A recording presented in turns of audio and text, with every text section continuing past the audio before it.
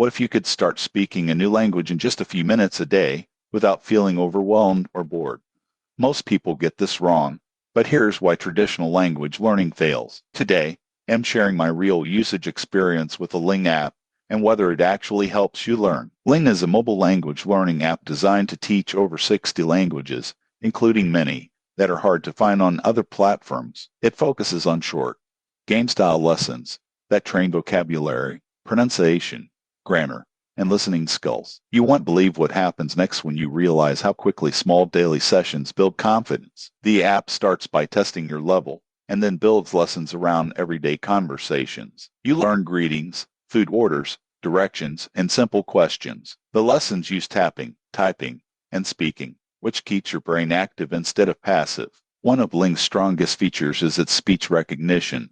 You can practice pronunciation and hear how close you are to native speakers. Over time, the app tracks your progress and shows you how many words you've learned. However, the free version is limited. To unlock full lessons and reviews, you need a subscription. Some users may also find the game style repetitive after long sessions. The surprising truth is that Ling works best for people who stay consistent.